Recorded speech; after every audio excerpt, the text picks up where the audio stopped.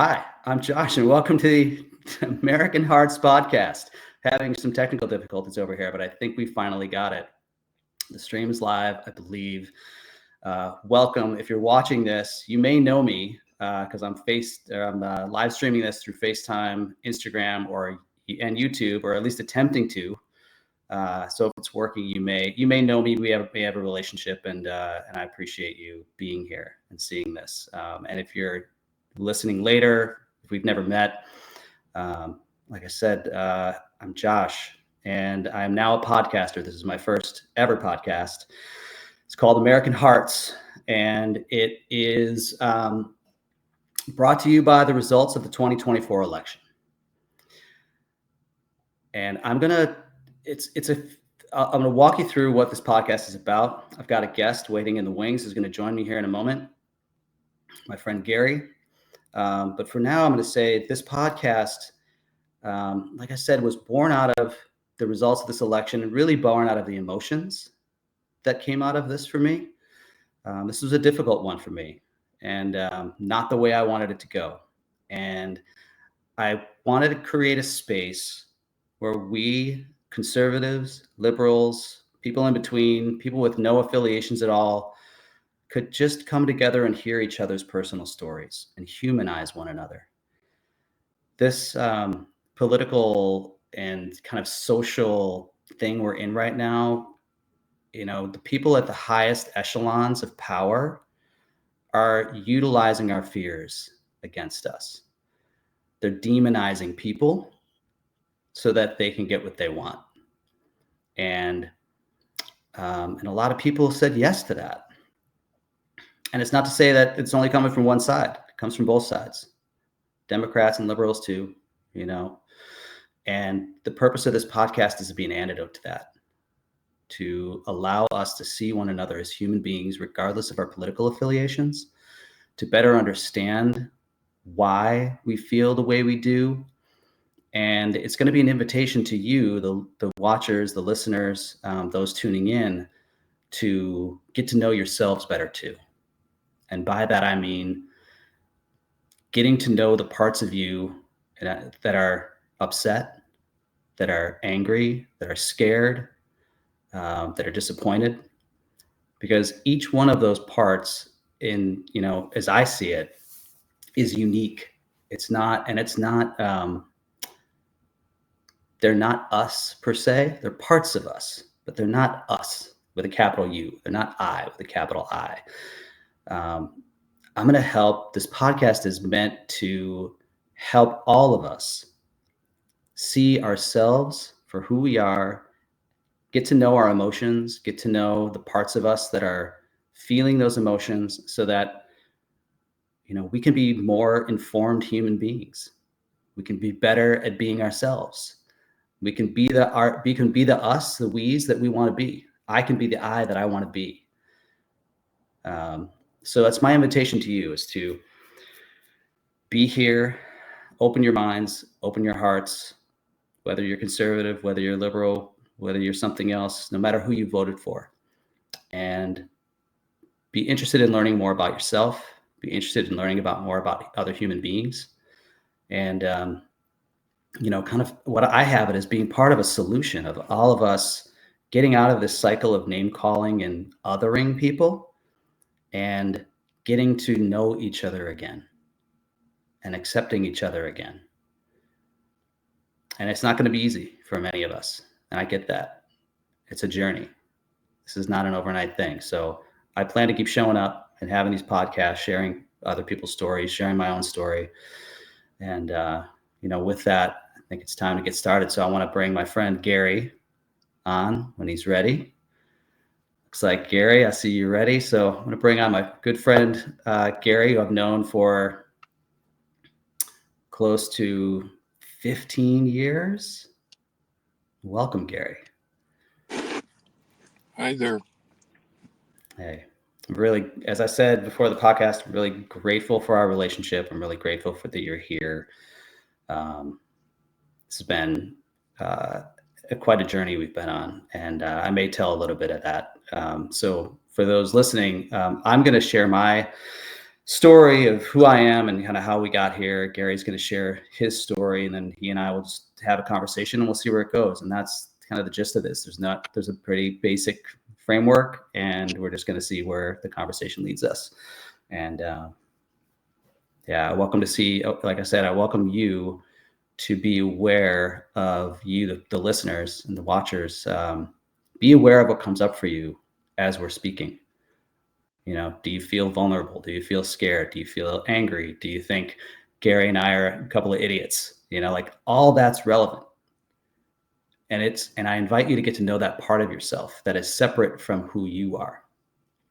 And I think it might not make any sense to you right now, but I think it will as you start to look and bring some awareness to that.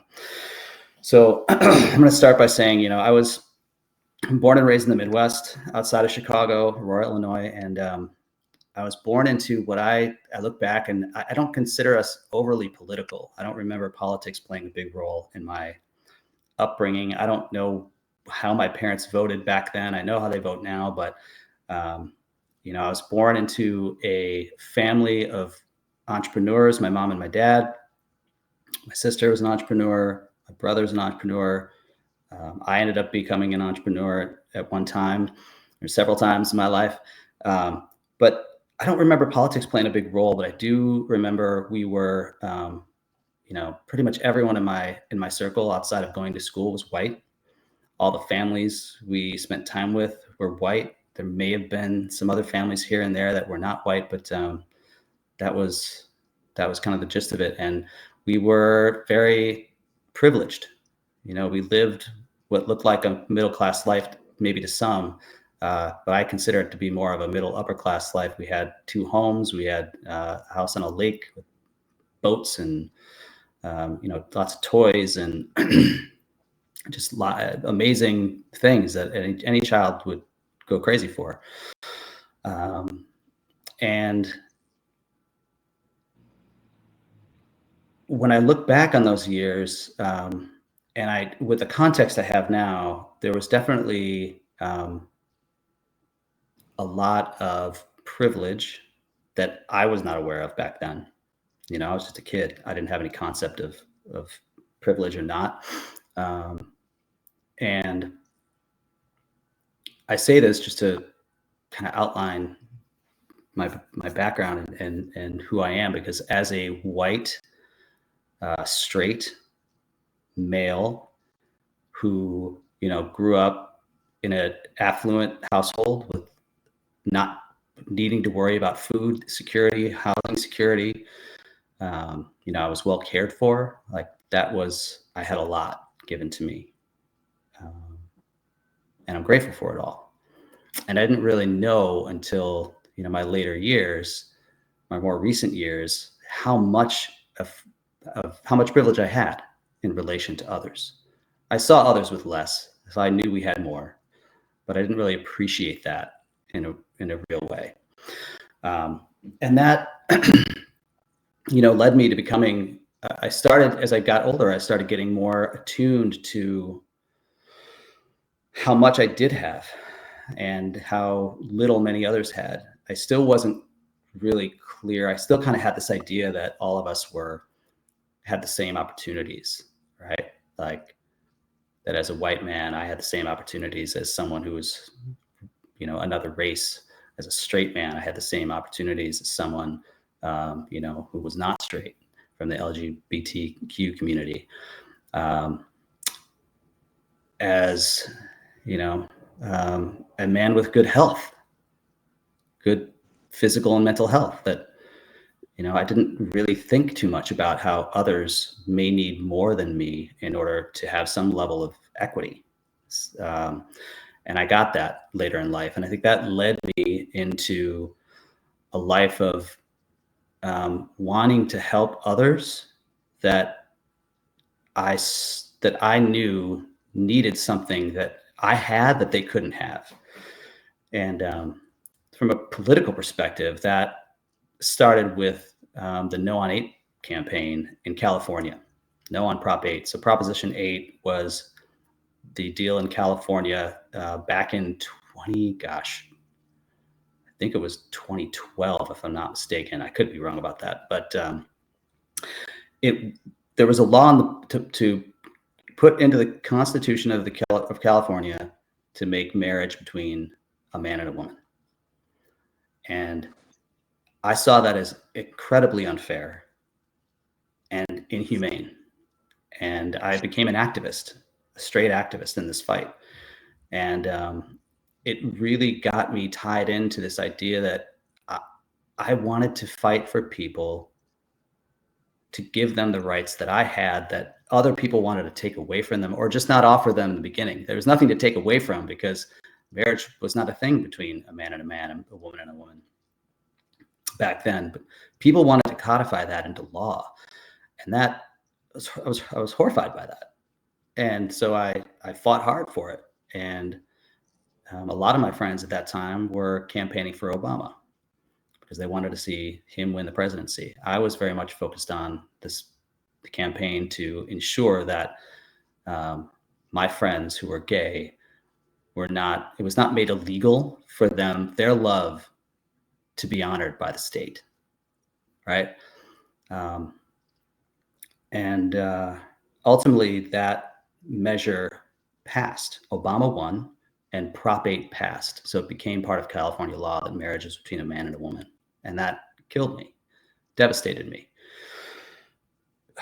because I saw a group of people, my peers in the world, in the United States, not wanting my friends, people that I loved and who I saw loving others, to not have what they had. And,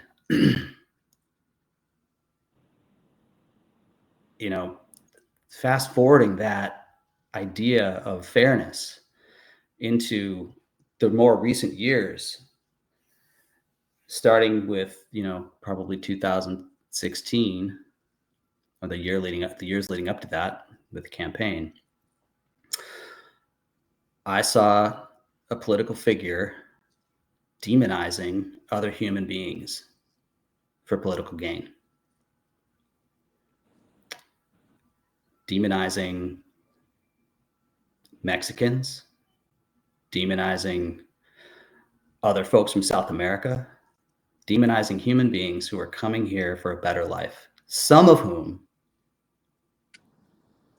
were not good people, some of whom. But the idea that was put across was that the majority of these people were not okay, that they're evil somehow, and they are here to harm us.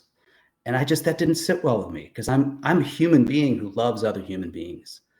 I'm a human being who sees the love in the hearts of people in this country that are undocumented, that came illegally, who some people call illegals, which I think is a term that dehumanizes, because they're first humans, they're people. I saw this political figure demonizing people and making them the problem, and demonizing many others. And as we come into this more recent election, this was not new. This was something that and I realize I'm not saying the name of this person. I think there's a reason for that. I don't want it to be about that person, but I want it to be about the thoughts that are being brought forward, because it's not about the person. It's about the ideas that are being shared. This idea that I saw an ad that said, by this candidate, that said, Kamala Harris is for they, them, and I am for you. And what that tells me is that person is using the idea that there's something wrong with people who are they, them. Something wrong with the person who is a they, them, who takes care of my son every day at school, who loves my son, who works with our family to take care of my son and make sure that he has what he needs emotionally and from an education perspective. And it's been challenging, because my son identifies as Black and his skin is my color. So he has friends at school who challenge him in his identity, right? And that's another piece of this. Um, I'll get back to the, this they, them, like another group of people being demonized. The idea that they're somehow wrong, they're somehow not okay to choose who they are, to identify as they feel. And I know some of you listening are probably religious and some are not. I've got a very deeply held connection to my higher power, what I call God. I've always called it God, and I call it higher power. But I've got a very deeply held connection. And what I believe is that, God didn't make mistakes. God didn't put people who were wrong on this earth. God put they, thems on this earth.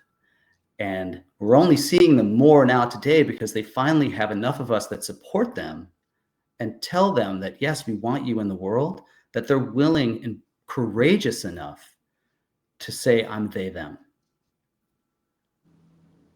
or I'm she, them, or I'm he, they, whatever their pronouns are. I know some people listening are going to feel like pronouns are a thing that shouldn't be used, but it's just a way for people to say who they are in their heart and to share it with the world so that the world can relate to them in the way that they want to be related to. And I have it that that's okay. I really have it that that's okay. And if you don't have it that that's okay, I'd love to hear from you. I'd love to understand why. I'd love to understand what it is that you believe. And you can find me on Facebook, on Instagram, through the YouTube channel, and eventually through podcast channels or whatever. But reach out to me. I'd love to hear from you. I want this to be a two-way learning session. I'm sharing my story, and I want you to share your stories too. So when I learned, it was a really challenging time for me going through this election cycle. I was very scared that someone who I felt was sharing all these horrifying ideas that to me are horrifying, that other people are bad and they're the problem, and I'm going to fix them, and I'm going to fix you, and I'm going to fix us, and I'm going to make us something great again, which I have means we're going to get rid of the they, thems, we're going to get rid of those dirty illegals, and we're going to what I mean, like really dark language that probably none of I'm assuming that the conservatives that are listening here, people that are willing to stick around and hear my story, I'm assuming that those of you that are listening probably would never use that language. And if you heard your kids using it, you'd be like, oh God, guys, don't do that. That's horrible. And yet the leader of the free world is now someone who does that. And that to me is terrifying. I mean, not to mention, that we could get into all the things, but, not to mention the women in the world. I can only imagine how terrified women in the world are to have someone who is a convicted sex predator, right? And that's just fact. He's a convicted of sexual assault. I'm not going any further than that. I'm just saying what's true. We know that is to be a fact, because I know facts can be very gray these days, but that's a fact. He's a convicted sex offender who nominated 2 people being investigated for sex offenses. One, sex trafficking a minor, and another sexual assault, to some of the highest offices in the land. Like, put yourself in the position of the women out there who that scares the hell out of. Women whose rights have already been taken away, who have no control over their body in many states. And, to the women out there who are scared, my heart is with you.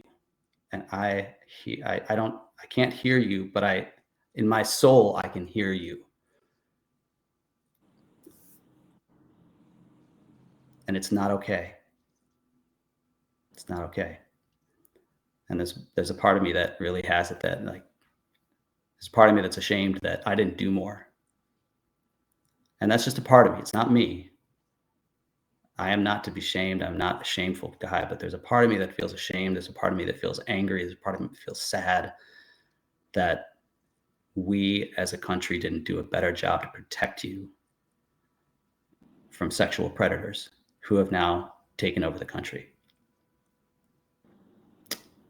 I get that statement was a little. I'm going to do my best on this podcast not to demonize others, even if it seems like they deserve it.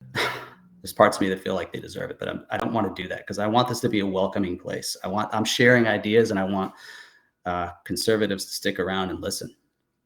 I want people who voted for this candidate to stick around and listen and learn. And I want to bring on people who voted for this candidate and who have some of these ideas to come on this podcast and help me to better understand them. Not just about how they voted, but just to see them as a human and have a conversation. I think our country needs that. So all this led to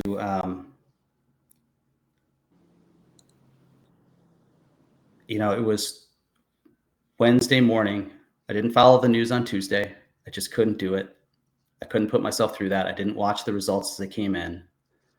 I learned that lesson from 2016 or 2015 or whatever, 2019. I can't even remember. I learned that lesson from the first time this candidate was elected. But I didn't watch the news on Tuesday. I woke up Wednesday morning and I saw the news, and the bottom fell out because all the things I just talked about, because all of the rhetoric, all the hate, all the things that most of us in our normal day-to-day lives would never condone, and somehow we've grown accustomed to condoning it from some of the highest people in the highest offices of the land, right? It crushed me, and I was depressed, and I was angry, and I was sad. I went down in my car, closed the door so my family couldn't hear me, and I screamed at the top of my lungs for 10 minutes because I was so fucking mad, so upset, so angry. And that led into depression for the rest of the day. And I've never been depressed. I've never been diagnosed with depression, but I believe that at times I have it. And I think that was a day where I certainly had it. And I went to sleep that night, and I was stressed out, and I was having a difficult time sleeping. And there was something in the back of my mind that was like, this is what is. This is the road that's been laid out for us. Are you willing to step into it and walk? Are you willing to step on this road and be of service? Are you willing to step onto this road and use what has been given to you to help others? And I knew that voice, I don't know if it was the voice of God, the voice of higher power, the voice of my highest self. I don't know what it was, but it was something. It was a voice of wisdom. And I said yes. And the idea of podcast came into my mind. And I'd considered podcasts previously, but never really took it very seriously. And there was something about this that just said, I do have skill set. I do have the ability to be with others. I do have the ability to share my story and be with others and invite them to share their stories and create safe spaces for people. Those are some of the gifts that I've been given, and some of the things that I'm bringing into this podcast that I'm offering to you all. So here we are. And I'm going to share with you the first name I came up with of the podcast will show you where I was at that time. The name of the podcast before American Hearts was WTF America. What the fuck? That's where I was coming from. And I took some time and I talked to a lot of people. I got a great support network around me, and I shared my feelings and I worked through the things, and I realized that wasn't going to move the needle. That was more of the same. That was more blaming, shaming, making people other, as I still do. I'm imperfect.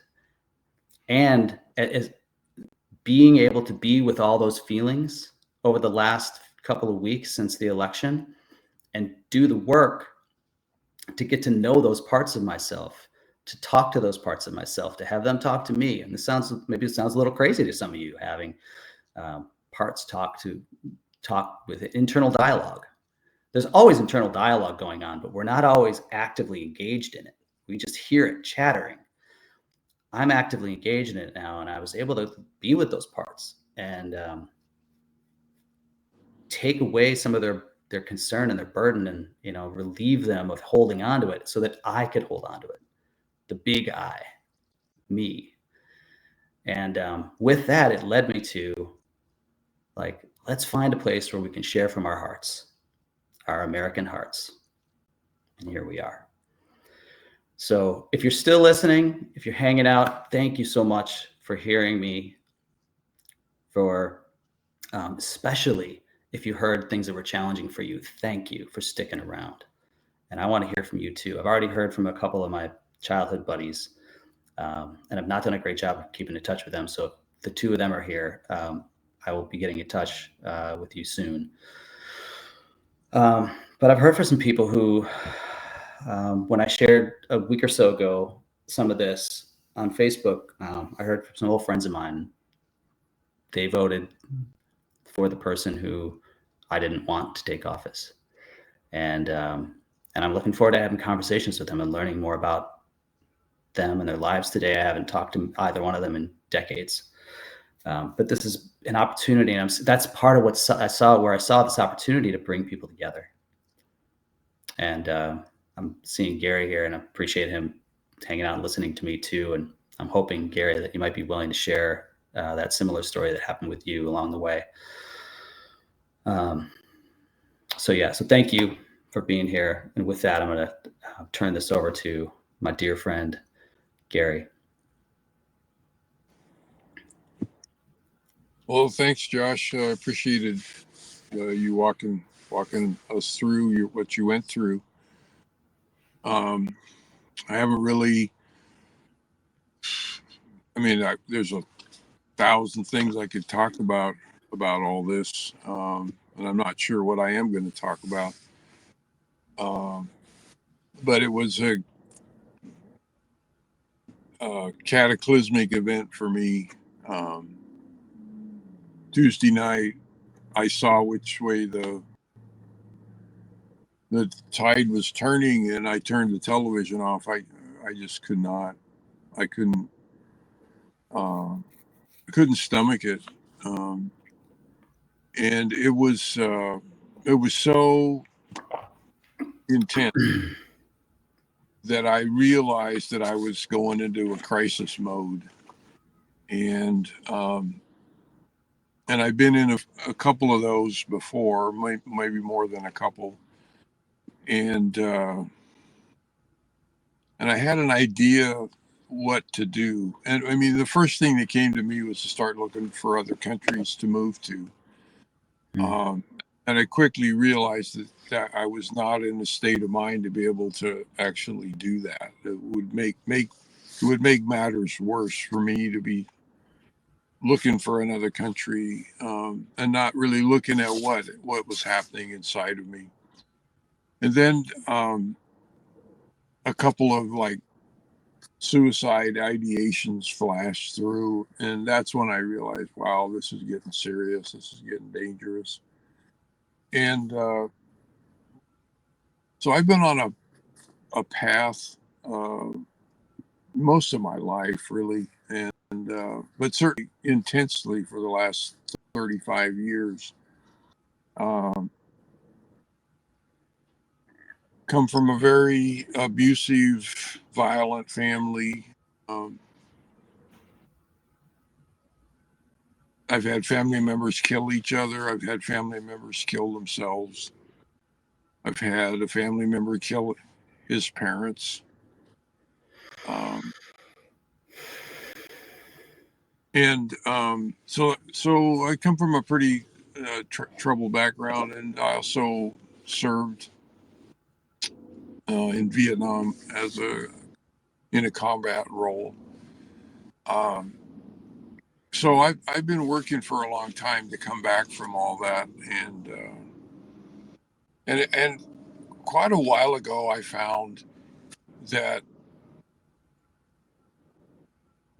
the answer to that type of trauma and that type of a background was a spiritual solution. Um, it wasn't just about mental health, and it wasn't just about finding a way to cope. There needed to be a bigger solution than all of that, or was it going to work for me? It was just too. There was too much, and it was too intense. And I realized Tuesday night I was back in that kind of a position, and so I was raised by racists and bigots, haters, uh, very violent, abusive people, um, harmed their children um profoundly. And I'm sure they were profoundly harmed as children themselves. Um, so it was watching this group of people, this sentiment being elected back. The first time, to me, it was like the first term was like the Titanic rolled pretty far over, and then it seemed to roll back when Biden was elected. And Tuesday night, it seemed like the Titanic was upside down, and so that was the kind of imagery that was going on to me. I had a lot of I study history, and I know a lot about what happened in World War II and the rise of the Nazi regime. Um, I know that playbook a lot more than I wish I knew it, but it's a big part of history. And in my belief system, we've had 80 years of peace in the world, even though there have been periods of, well, basically we haven't had a world war in 80 years, which is pretty amazing. And uh, and I think that was largely due to um, well, what you mentioned, Josh, that our president was the leader of the free world. I don't think that's true today. I think we lost that in that election. I think that's what we gave up. That was one thing we gave up, and I think we also gave up. I don't think we can ever. I don't think. I think we voted away our our ability to ever have faith in another election. I think that the structure of our democracy will be undone in these next 4 years to such an extent that we will never know again.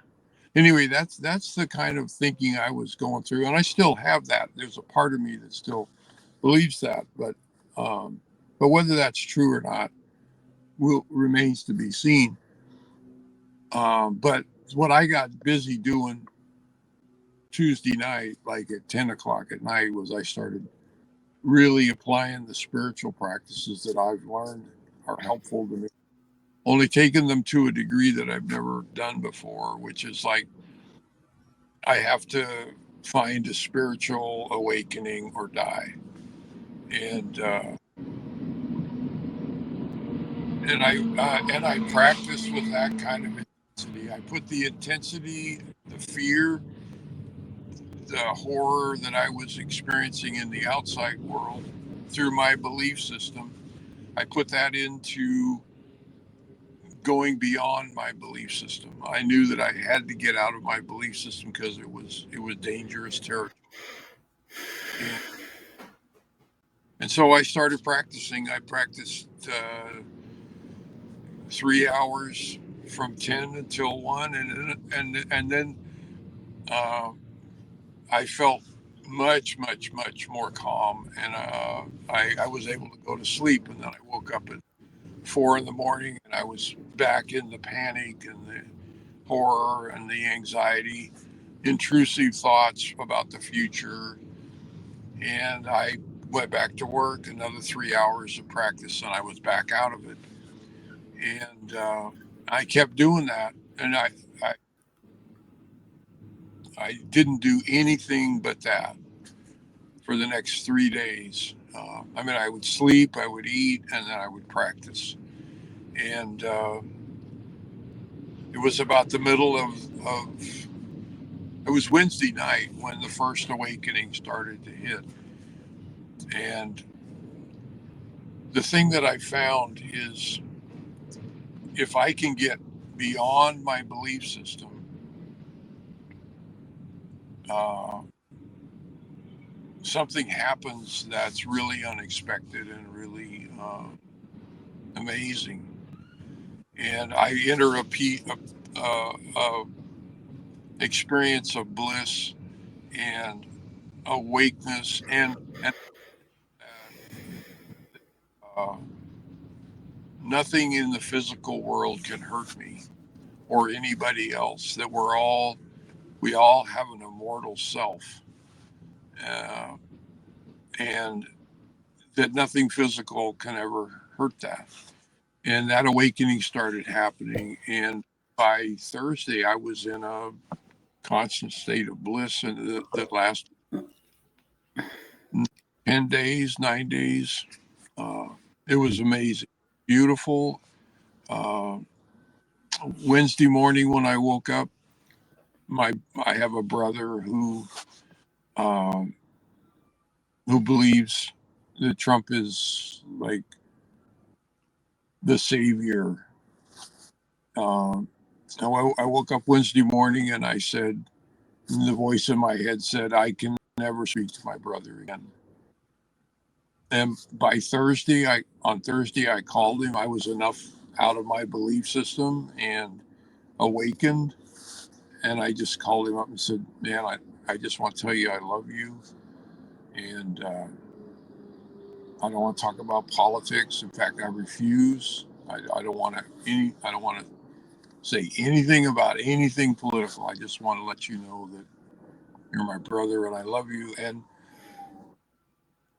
it was amazing. We've had a number of conversations since then.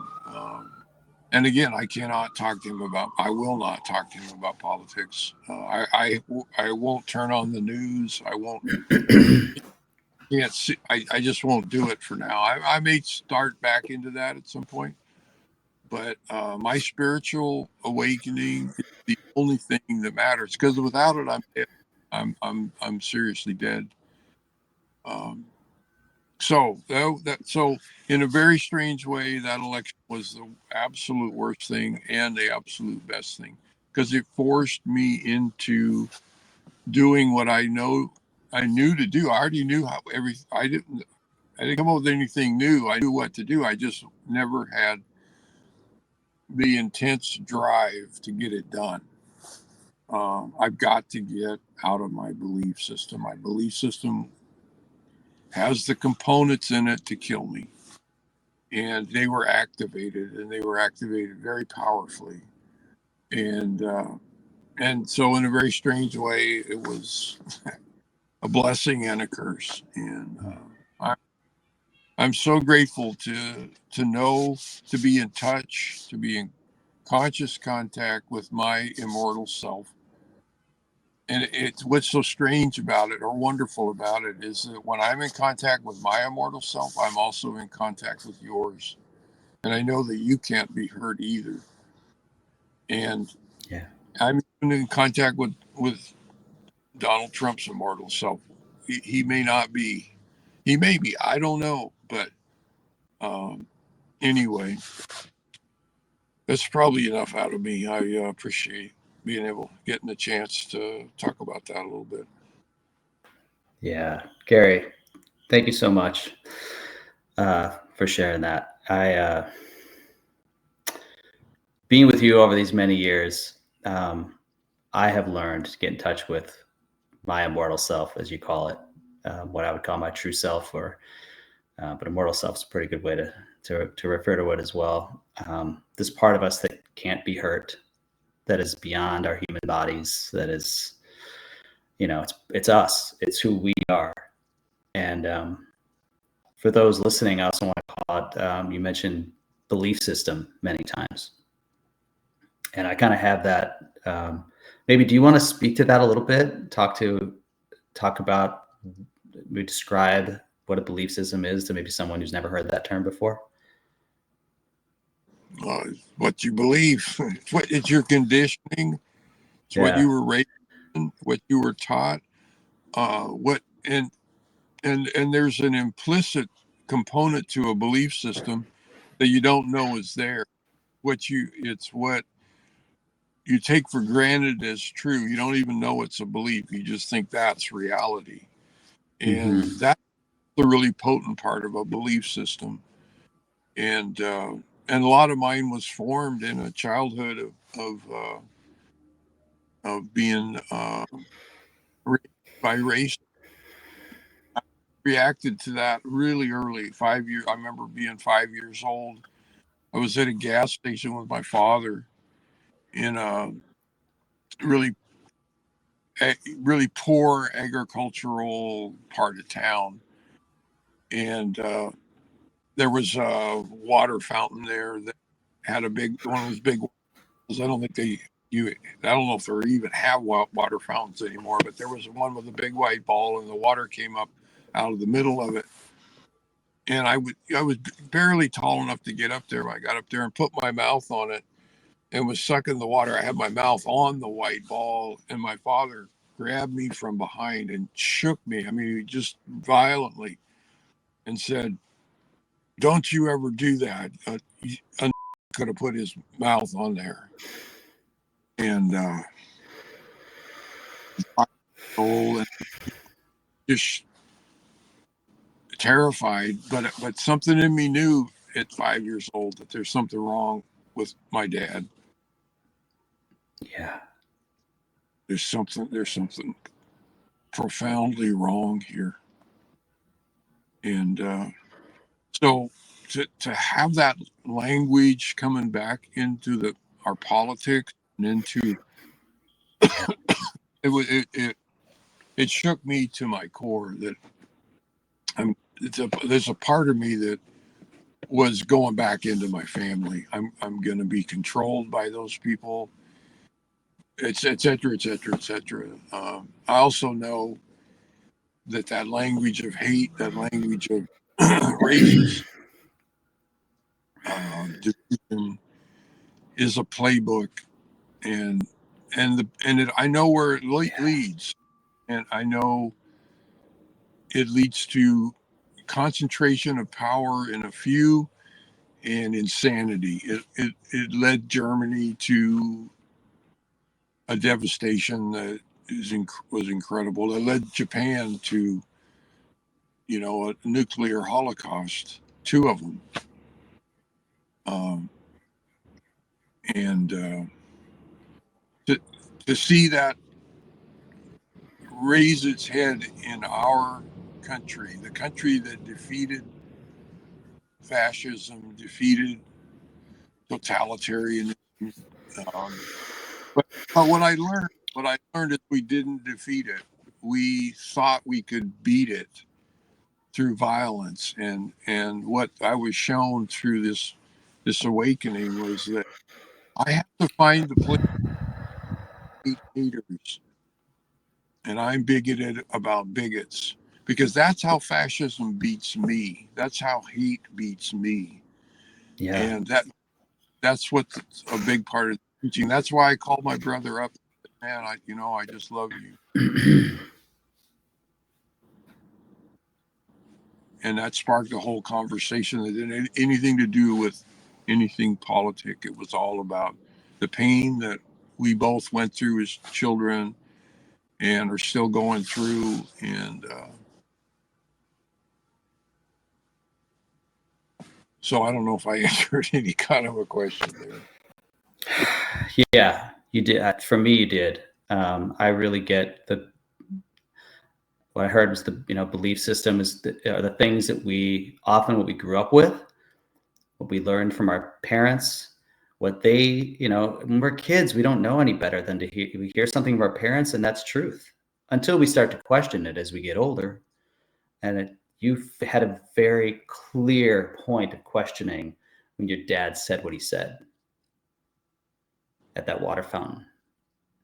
And I want to acknowledge, just as an aside, I want to acknowledge to anyone on this podcast who heard that word. It's crazy charged for many, and it's even more so for some who are Black. And I acknowledge whatever that brought up for you. And it's okay that it was said. I think in that context, a couple of white guys talking about it, but you told the story that was true to you and that happened to you and that was said to you. But that, and part of my belief system is that it's not okay to say that word. But I think in this context, I think it's okay. And I'm open for other people to tell me that it's not. Sorry, I'm getting a little lost in my belief system right now. And I want to acknowledge that for some, that I felt like I really need. There's a part of me that really felt like I needed to address that. Whew. But yeah, it's tough. And Gary, I love what you said about you were able to rise above your belief system that told you that you could never talk to your brother again. Because your brother believes something that you don't believe. His belief system tells him that Trump is the savior. Your belief system tells you that Trump is the beginning of a very slippery slope that leads to people getting hurt and societies being devastated, communities being crushed, as it's happened in the past. And both of those are belief systems. And not in the middle of that, I'll just say, then there's our true selves, these parts of us that are spiritual, that are immortal. For those of us who believe that, that can't be harmed by belief systems, that don't even know what a belief system is. They can see it. They can be like, oh, I see that you have this thing, but they're not swayed by the belief systems. And I really want folks who are listening to look for yourselves and see whether you have a sense for what your true self, your immortal self is. I think even before I knew what that was, I'd started hearing people talking about it and mentioning it, and I had some sense of that I knew what that was. And I had some sense of how I could distinguish it from the parts of me that held hardcore beliefs that were not loving, that were hurtful and hateful. And I too grew up not in a family that was, my family was not overtly racist. There were some things that said that were based in racism for sure. And they were racist beliefs, but I don't think they were meant to harm. But that's what white people do, right? Like they say things that they don't know are harmful, and they're actually very, very harmful.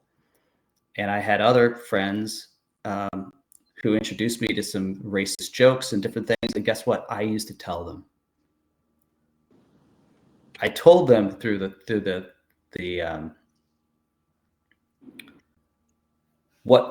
way I defended myself internally was, I'm telling these because they're so ridiculous that other people actually believe them. I didn't believe them. I had Black friends. I was a white guy that had Black friends, and I had Hispanic friends, and like, I'm okay, right? And yet I was telling racist jokes in mixed company. Not openly to big crowds, but like to the people who I knew thought they were funny, because they were so ridiculous. But yet again, they were harmful. They were certainly harmful to me. It felt horrible telling them. There was a part of me that thought they were funny. There was a part of me that felt very shameful. And being able to look back on that and see it and admit it today to whomever's watching. This could be 2 people watching. It could be 1 million people watching today, what's seeing this podcast. Like I can openly say that, and now today I'm still struggling with racism in my life and in my world and in myself. And I'm married to a Black woman, and I have a Black stepdaughter, and I have a son who's Black, who has skin color that looks more closely aligned to mine. And I'm still making mistakes. And I'm doing my best to show up and be in my true self and be a person who's both loving and supportive, and can show up for my Black wife and my Black family when they need it. And I'm doing that very imperfectly, and I'm making mistakes along the way. But this is the kind of thing that, back to what you were saying about the political rhetoric in this country, and like the things that are being said about people who don't clearly identify as a man with a penis, a woman with a vagina, or immigrants who are here illegally. There have been some horribly racist things that have been said along the way, and done, like the text message that right after the election that went out to, somehow they got a hold of numbers that belong to Black people, Black children, some, and it told them to report to the nearest plantation. Pack up your stuff and report to the nearest plantation.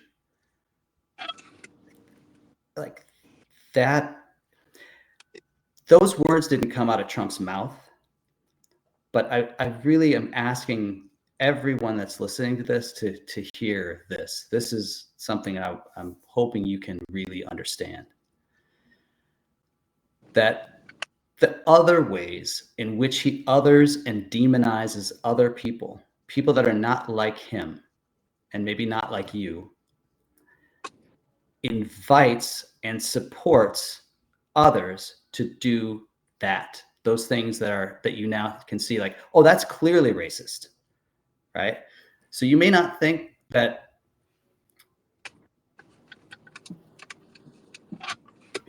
blaming all of our country's problems on illegal immigrants, you might not think that that's racist.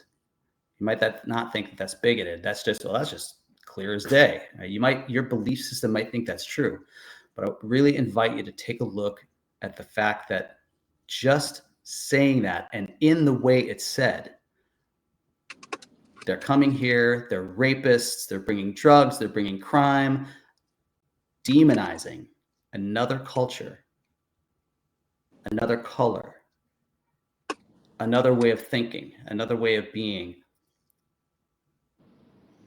indirectly and directly supports those who are truly out there doing things that you can point to and be like, yeah, that's definitely racist. That's who is in power. That's who we elected.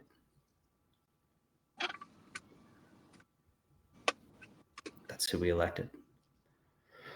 And Gary, you mentioned, the fact that this is a blessing and a curse. If Kamala had been elected, we would not be here having this conversation. I would not have done this podcast.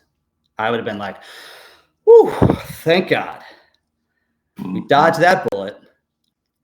And then we go back. And I think,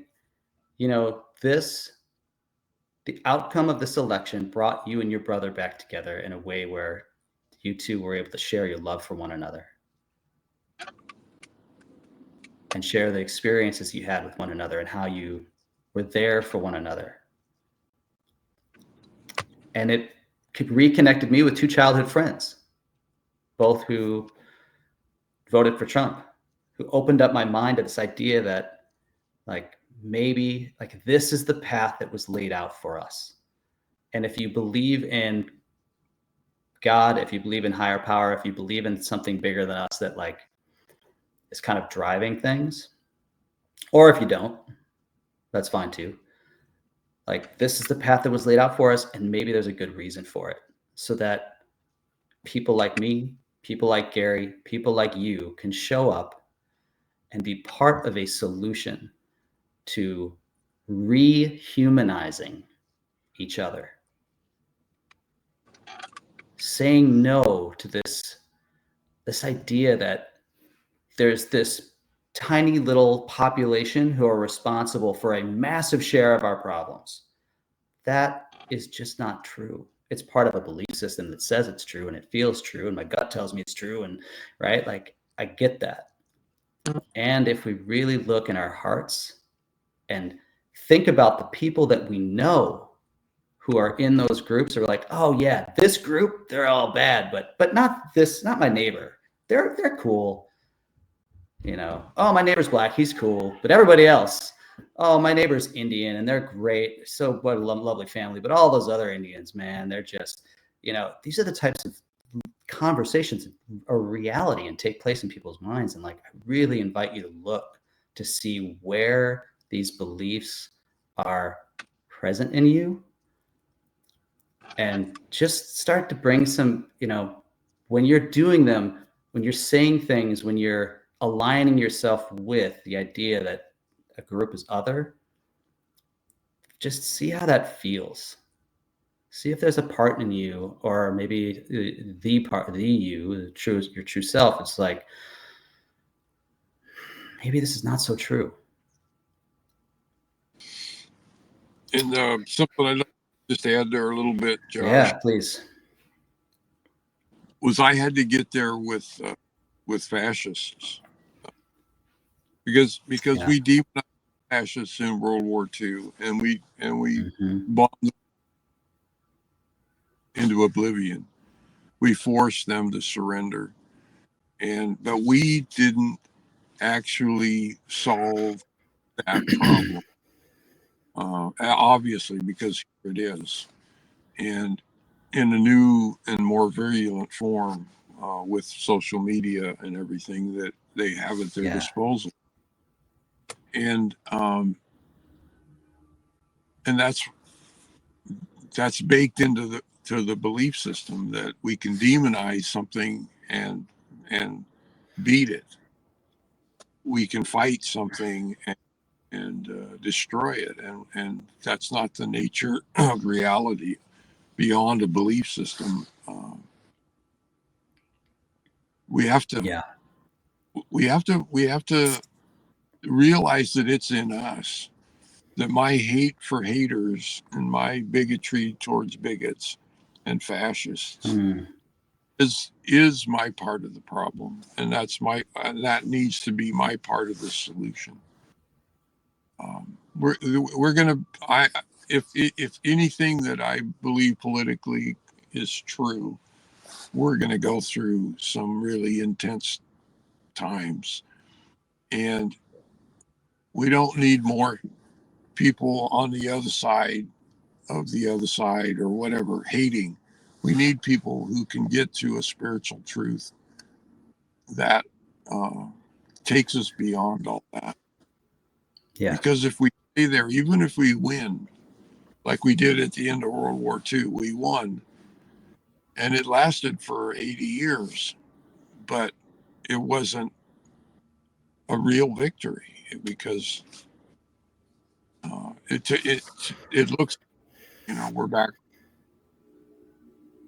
back with hate in the ascendancy. We know that led. We saw the death camps. We saw the destruction of Germany and Japan, and the horrific cost of inhuman life. And yet here we are playing with those same ideas. And so what I learned from all that, find a spiritual solution that takes you beyond hate and fear and anxiety now. We don't have a lot of time, and we never did. Time is an illusion anyway, but that's what got taken. That's what got lost for me on Tuesday night, or November 5th, was time. And thank God, I don't want to waste any more being in my. Yeah. I thank you for bringing that forward again, I remember you mentioning that the other day when we were speaking, Gary, that more hate is not going to cure the hate. No. More name calling is not going to stop the name calling. More disconnection is not going to solve the disconnection we're already experiencing. And I think the more, and I'm talking to myself now as much as I'm talking to others on the call or on this podcast who are hurting from this election and hurting from other people in their lives who they know voted the way that they didn't want.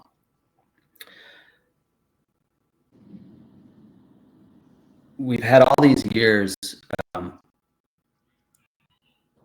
with Trump in our orbits, and we've done all kinds of name calling, we've done all kinds of othering. We've disconnected from family members who believe in him for whatever reason they believe in him, and we've lost touch with the fact that those folks are human too. Just because they believe their beliefs in this, whether Trump or his ideas or pro-life or whatever it is that had them vote for him, that's one piece of who they are. It's not all of who they are. And I know from many, it feels like that's the only thing they are, because it so directly impacts your lives. If you're trans, if you're gay, if you're Black, if you are a undocumented immigrant or a family of an undocumented immigrant member, like, I can only imagine how difficult it is for you to see them for anything other than the fact that they voted for him. And my invitation to you is to just consider, like, if we want change, to Gary's point, it's not going to come from hatred and division. It's going to come from us humanizing one another, telling our stories. And I get that is a privileged, saying that from a very privileged place, a white guy who's not going to be impacted by any of these things that are going to come in the next 4 years. But I really have it that it's in telling our personal stories and humanizing ourselves that's going to allow others to see us and understand why this is so important, why this is so devastating for us. One of my childhood friends who reached out said to me, I didn't anticipate the division this was going to cause. And that, my head almost exploded. I was like, what? I mean, but that's where he is in his journey. He probably is, I'm guessing, I haven't spoken to him, but maybe he's surrounded by other people who are like, yeah, Trump, whatever, he's a blowhard, but he is going to support our policies. So they don't get how important it is. And I think unless we make ourselves available and be vulnerable and tell our stories, which is why I'm here and supporting this podcast, where I'm going to have folks on to tell their stories, like, the hate's just going to keep growing. And more hateful politicians, they'll see that hate is the path to success. They will follow suit and they will get elected. And I think it's up to us, as Gary said, like, we need to let go of the hate. It's not going to help us.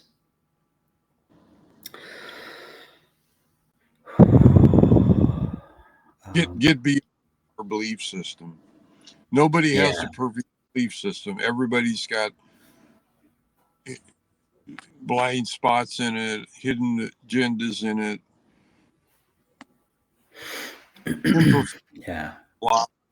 All kinds of stuff. We have to find a way to drop it, at least temporarily, and see what we are without a belief.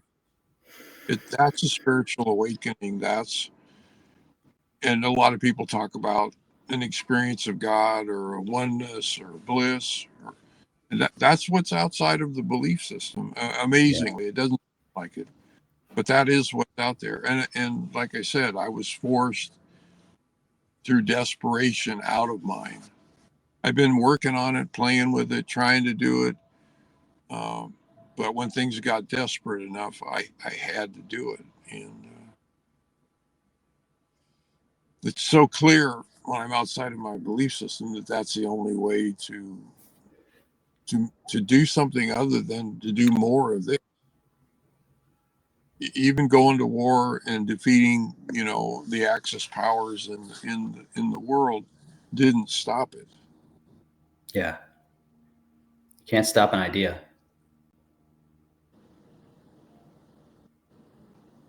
Can't stop an erroneous belief. You can stop it, but it isn't it. You got to do it yourself. You got to look and see where you're involved in uh, something like that in yourself. And Yeah. Yeah. Well, Gary, thank you so much for being here and sharing your story. Um, I so appreciate you. I love you. I'm grateful for you. Is there anything more you want to say before we part ways um, for now?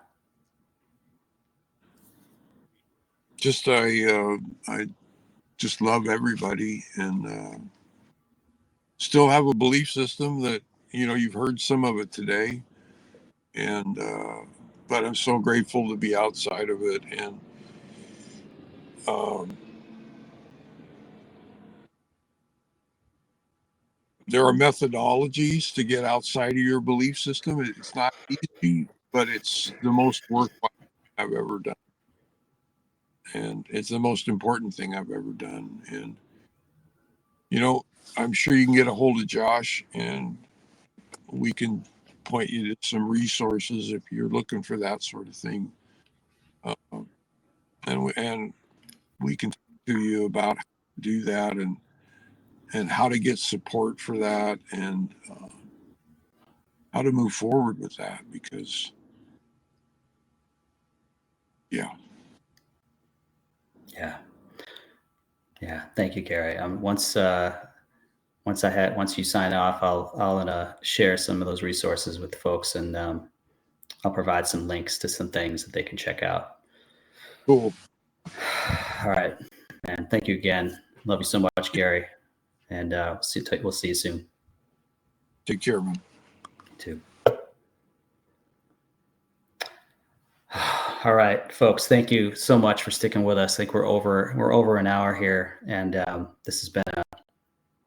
I hope that you took something away from our stories that we shared, Gary and myself. And I do want to leave you with some tools. We talked a lot about these parts that come up in us, our belief systems. We talked about the true self, or the immortal self, spiritual self, the highest self. I'll do my best to add some links to these social channels, but for now, I'll just tell you some things that I found really work for me. Something you could do that takes about 25, 30 minutes. There's a spiritual teacher named Muji who has a very simple process to help you let go of all the stories of your belief system and kind of let go of your past, let go of the future. And it's really amazing that once you follow this really a guided meditation, and you end up being with your true self, and that's all that's left. And it may be familiar to some and it may be new to some, but it's really incredible. So it's called Muji Invitation to Freedom. There are many versions of it on YouTube. Like I said, I will include a link to one of those in the information here on this podcast. But Muji, Invitation to Freedom, wonderful resource if you want to get to know your true self and just kind of get a sense for that for yourself. Because until you really feel it and see it and know it and you're in it, it's all just words, and words can't describe it. The other thing, when we talk about parts and the parts of me that were scared, upset, angry, that were not my true self. This is just a resource I came across recently that Gary and I have been working on together with a group of us. It's called Internal Family Systems, or IFS for short. It was a fantastic book from an author named Dick Schwartz. He may go by Richard Schwartz as an author, but Dick Schwartz. And it's he's a psychiatrist, psychologist, I'm not sure which one, and has developed this method of identifying and learning about and getting to know these parts of yourself in service of having them let go of the burdens that they're hanging on to. I've been doing this for the last month, and it's been amazing. I've let go of so much stuff that I've been hanging on to, or parts of me have been hanging on to. I just did it twice this morning. We were supposed to have multiple guests on today, and I had a part of me that was really upset that like 3 people over the course of the last week bowed out. And the last one was this morning, and that part of me was really upset. And I realized I did some work with him. He was 11 years old. That part of me has been around for a long time, and I was able to let go of all that upset that I'd been hanging on to for 40 years. And there was another part of me this morning that got a little triggered around time. There's not enough time to get ready for this podcast. And I got to work with that part and share with it how grateful I am that it did what it's done for me, trying to protect me from all these feelings and fears. And I got to work with that. So that is all part of the internal family system work through Dick Schwartz. His book is called No Bad Parts. No Bad Parts. And I highly recommend it. It's a great exercise for me to I got the audio book. That way I can both listen to the voiceover of the book, and then Dick Schwartz comes on and leads some really great exercises, leads you through exercises that help you to identify some of your parts and get to know them better. So this is going to be an integral part of this podcast. It's going to be sharing personal stories, and it's going to be talking with folks about what they're doing to help work through this stuff. I will be sharing more tools. We'll probably be talking about, more about Muji and IFS. We'll talk about other tools that other folks bring, with the goal of us all getting to know ourselves better and becoming the change we want to see in the world. As I can't remember who said that. It's a very famous quote, and it might have been the Buddha, or be the change you want to see in the world. I don't recall, but me showing up for this podcast is being the change that I want to see in the world. I want to see a world with more people seeing each other as human and not as political affiliations, and more people seeing, other people as having an inherent value rather than being somehow bad or demons or, evil or, whatever. Like, it's not helpful. It's not going to get us to where we want to be, all of us. And I don't mean politically. I don't mean Democrat, Republican. I mean, we all want to live in a world where we care for one another, where we love one another, where we are kind, where, we walk down the street and we are welcomed and smiled upon, rather than whatever else that happens in the world, racism, bigotry. It's time for that to go. It's time for that to go. Thank you.